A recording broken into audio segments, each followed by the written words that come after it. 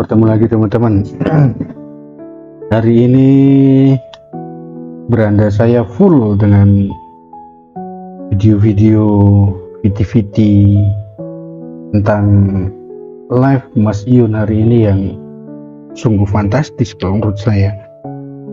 Lebih dari 1 jam ketika Mas Iyun live dengan Kak Ataya yang sebelumnya juga sudah pernah PK dengan Mas Iyun. Dan di YouTube juga banyak sekali teman-teman yang mereaksi maupun yang merepost ulang live dari TikTok. Semuanya full penonton. Dan saya rasa ini menjadi sesuatu yang membuat bingung teman-teman sobat ngarit semua. Dan yang jelas persepsi tentang live Mas Iyun hari ini pun beragam. Terlebih ketika Mas Iyun seolah-olah menempatkan diri di posisi dalam tanda kutip itu menantang Bunda Fauzana. Dan beberapa pernyataan Mas Iyun memang terkesan agak keras. Ya, satu contoh ketika dengan Kak Ataya yang sudah memakai baju sobat ngarit, kemudian Mas Iyun menyampaikan yang jelas berterima kasih, kemudian membandingkan dengan yang sana untuk memakai sobat ngarit pun tidak mau. Pasti teman-teman paham siapa yang dimaksud.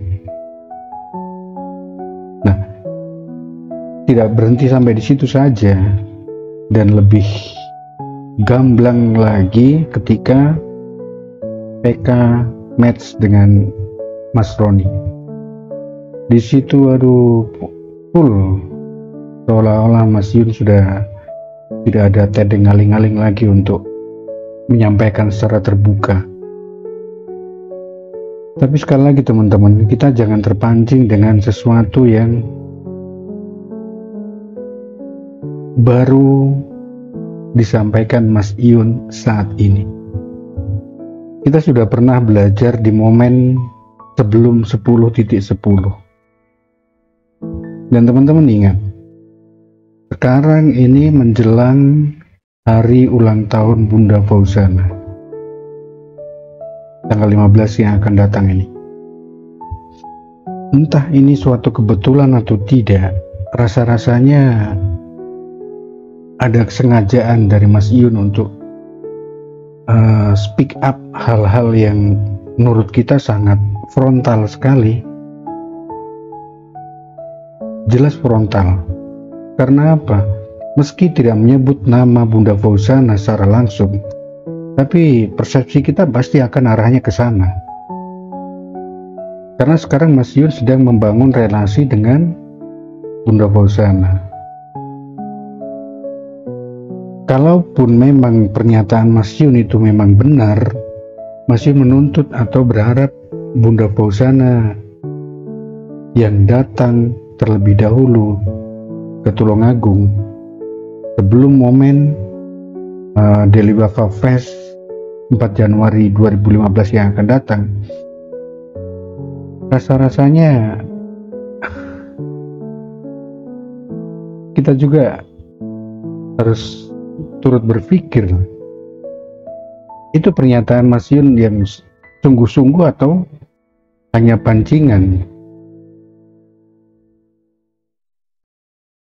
Kalau memang tuntutan Mas Iyun dalam tanda kutip itu hanya untuk memenuhi janji, saya rasa juga kurang adil. Kenapa saya katakan kurang adil? Karena saya yakin Mas Iyun sendiri tahu kesibukan Bunda Fauzana seperti apa, dan jadwal yang dijalani oleh Bunda Fauzana itu bukan jadwal yang tiba-tiba dibuat, tiba-tiba ada, tapi mungkin sudah 1 bulan lalu, 2 bulan lalu agreement atau kesepakatan itu dibuat. Jadi tidak serta-merta dalam jangka waktu sehari, 2 hari, 3 hari harus manggung di sana. Tapi memang sudah terjadwal, sudah ada perjanjian sebelumnya. Dan setahu saya ketika seorang artis itu akan manggung pasti sudah ada DP terlebih dahulu, down payment terlebih dahulu. Jelas semua artis begitu. Dan pelunasan itu dilaksanakan sebelum tampil atau acara dimulai. Biasanya seperti itu. Saya kurang yakin kalau Mas Yun tidak paham tentang hal itu.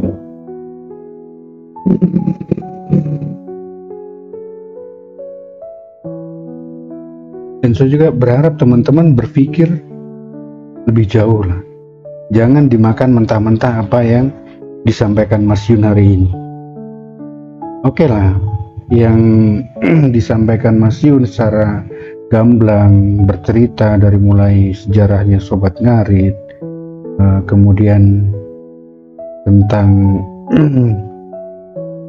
sapi-sapinya, tentang kehidupannya, dan seorang Ataya yang presenter televisi, dan dia juga memiliki channel YouTube yang ya cukup lumayan ramai kalau menurut saya.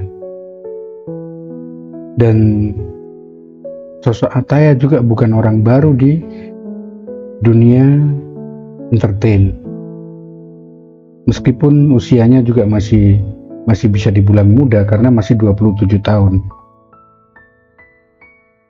Oke lah teman-teman, kita tidak usah membahas terlalu dalam lagi tentang live bersama Kak Ataya tadi, podcast live yang sangat membagongkan kalau menurut saya.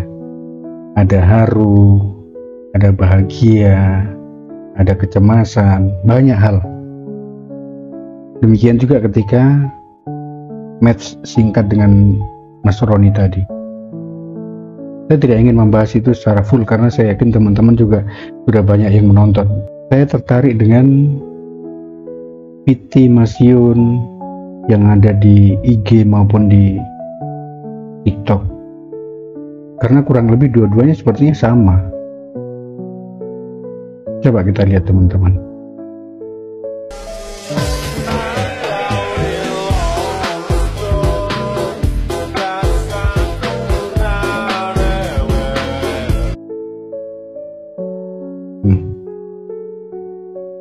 Captionnya jelas sekali.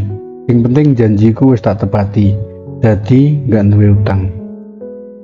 Ini masih berkaitan sekali dengan live tadi siang. Berulang-ulang Mas Yun menyampaikan sudah menepati semua janjinya. Menarik sekali.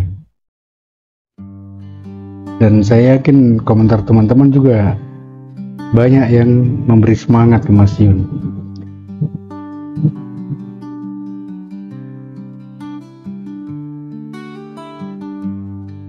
Aku bangga santai wae Mas karo ngopi, soalnya aku pengikutmu sebelum sampean kenal Bunda Fauzana. Tetap konsisten, semangat.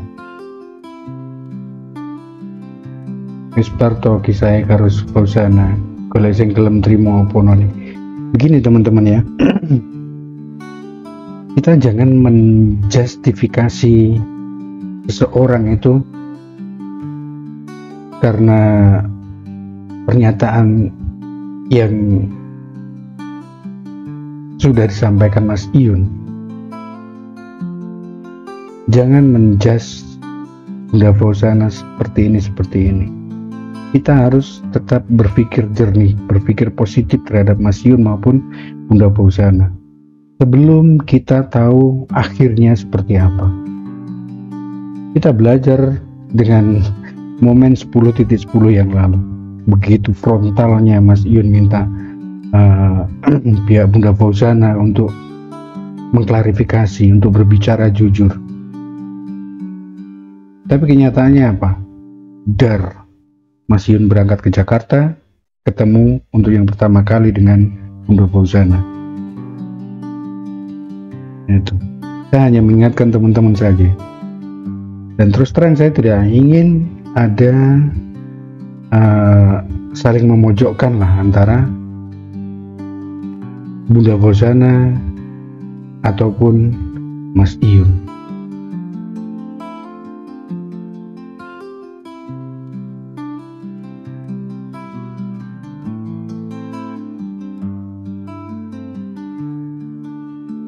Ini akun palsu ini. Liane janji pora toyun, tanpa buka kartu satu persatu, Tuhan akan memberikan balasannya. Saya cuma manusia yang selalu salah.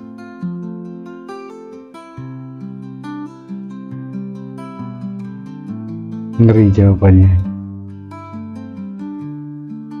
Tinggal aja gak kena digandoli. Noto masa depan kena Mas Yun. Lah janjimu arep ndek Minang wis pean tepati po durung ketua. Nang Minang gue kanek puja wis teko Tulungagung. Baru Mas Yun ke Padang bersama orang tua Mas Yun.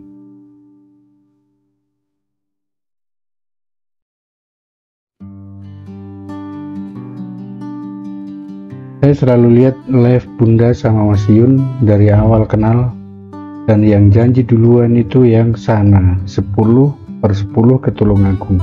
Habis itu baru janji yang 20k meluncur ke Minang. Gini ya teman-teman, kalau saya lihat dari beberapa live baik itu Mas Yun maupun Bunda Fauzana ketika awal-awal, yang janji 10/10 itu memang Bunda Fauzana, itu janji untuk bertemu dengan Mas Yun, dan kenyataannya memang sudah bertemu di Jakarta yang lalu. Dan yang 200k itu memang Mas Yun yang berjanji, tapi 200k ketika live match dengan Bunda Fauzana, bukan live sendirian. Teman-teman ingat, Mas Yun mencapai 200k view atau 200k penonton itu ketika live bersama dengan Papi Tom, Mas Roni, Anas, dan yang lain-lainnya. Itu. Jadi ya teman-teman perlu pahami inilah.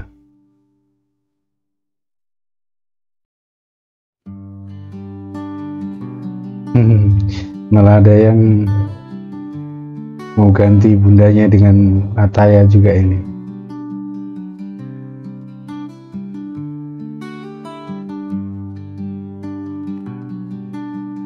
Itulah teman-teman.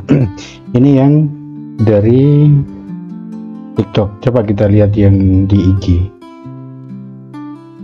Nah ini. Coba kita baca captionnya itu. Teruslah menari di atas penderitaanku sebelum nikmat itu hancur sehancur-hancurnya. Coba cermati teman-teman. Kira-kira arahnya kemana itu? Captionnya Mas Yun itu, statusnya Mas Yun. Pasti teman-teman paham. Ngeri, apakah ini benar-benar memang sudah berakhir di sini, atau ini hanya sebuah peringatan dari Mas Yun untuk Bunda Fauzana, atau ini sebuah pengalihan dalam tanda kutip prank Mas Yun menjelang ulang tahun Bunda tanggal 15 yang akan datang. Kita tunggu saja mana yang benar teman-teman. Coba kita lihat statusnya ini, VT-nya ini. Aku selalu membahasmu bukan berarti aku tergila-gila padamu, melainkan itulah caraku untuk menjagamu. Jika adanya diriku tidak pernah dianggap, maka Satu kali pun jangan pernah mencariku jika aku sudah pergi.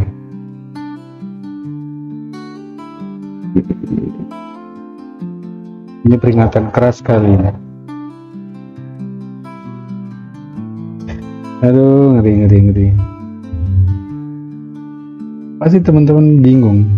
Ini maksudnya itu bagaimana? Maunya Mas Yun bagaimana? Pasti semua bingung. Apalagi dengan caption yang seperti ini.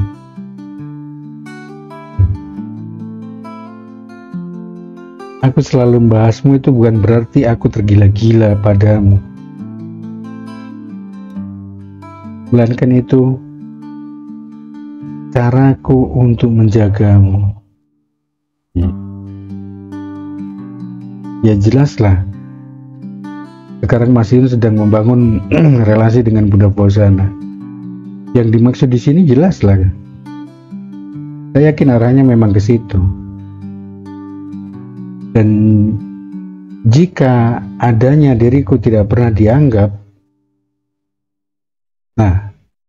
tidak pernah dianggap ini dalam hal apa dulu? Itu yang tahu hanya Mas Yun. Maka satu kali pun jangan pernah mencariku jika aku sudah pergi. Ngeri. Seorang laki-laki sejati itu harus tegas, harus bijak. Bagaimanapun atau apapun keadaannya itu memang harus bijak, harus berani mengambil keputusan. Dan saya rasa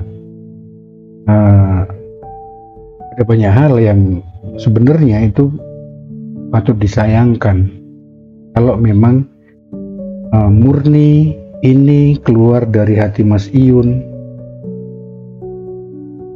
yang secara terang-terangan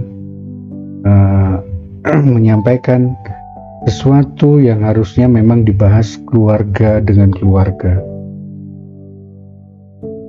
Kenapa perlu disayangkan? Karena kalau memang arahnya itu ingin membangun bahtera rumah tangga, saya rasa hal seperti ini tidak pantasnya untuk diungkapkan ke publik. Berat apapun itu beban yang ditanggung Mas Iyun. Itu kalau menurut pandangan saya. Kenapa?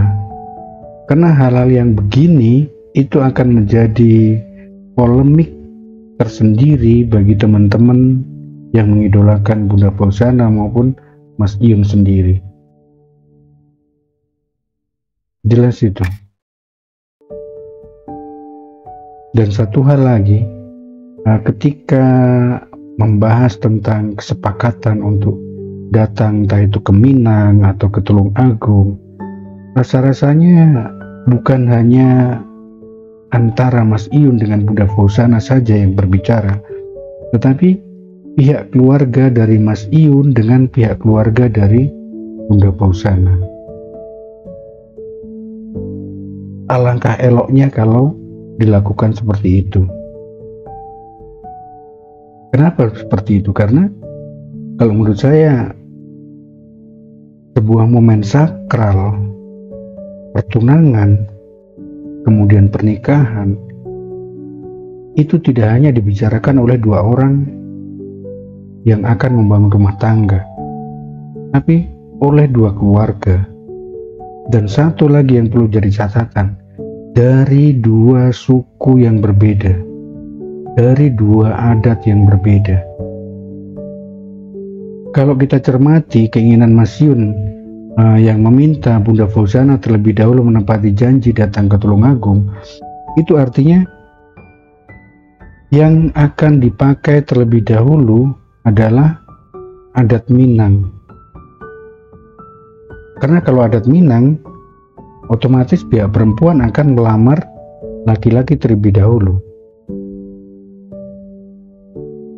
Itu salah satu adat yang ada di Minang, pengetahuan saya. Entah itu masih dianut oleh keluarga besarnya Bunda Fauzana atau tidak, saya sendiri kurang paham. Nah, kalau memakai adat Jawa, menurut adat Jawa, otomatis Mas Iyun akan datang ke Minang dan secara langsung melamar atau meminang Bunda Fauzana. Itu. Tapi kalau yang diinginkan Mas Iyun hanya sekedar menepati janji untuk datang ke Tulungagung, rasa-rasanya kurang elok, kurang pantas kalau menurut saya. Dan apalagi ini dibicarakan di publik. Tapi itulah, kembali lagi, kita tidak tahu apa yang terjadi di balik layar. Kita tidak tahu apa yang sedang terjadi antara Mas Iyun dengan Bunda Fauzana. Kita hanya melihat dari kacamata penonton, kacamata penggemar. Yang kita dengar, kita lihat itu hanya apa yang disampaikan oleh Mas Iyun, apa yang disampaikan oleh Bunda Fauzana, itu saja, tidak lebih.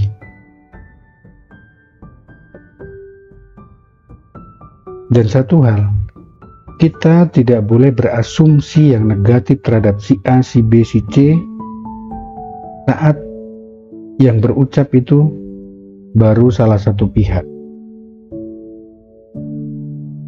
Tapi yang jelas beginilah teman-teman, saya ingatkan lagi, jangan saling menghujat. Kita nikmati, kita ikuti alurnya. Kalaupun nanti akan berakhir di pelaminan, kita akan menjadi saksi dan yang sangat bersyukur telah mengikuti proses awal pertemuannya mereka sampai akhirnya ke pelaminan. Dan andai kata tidak berjodoh, kita pun harus tetap bersyukur, karena kita belajar banyak hal sekali dari hubungan mereka berdua. Karena sekali lagi, yang memiliki umur, nasib seseorang, masa depan seseorang, jodoh seseorang, itu yang Maha Kuasa. Oke, mungkin begitu saja teman-teman. Kurang lebihnya saya minta maaf. Tetap kompak teman-teman Sobat Ngarit. Jangan menghujat satu sama lain. Kita ikuti alurnya, kita nikmati prosesnya. Kita lihat kebahagiaan, kelucuan, dan lain sebagainya yang mereka suguhkan, mereka tampilkan ke kita. Oke, terima kasih banyak. Salam Sobat Ngarit Nusantara, salam sababatan. Trek, srek, srek.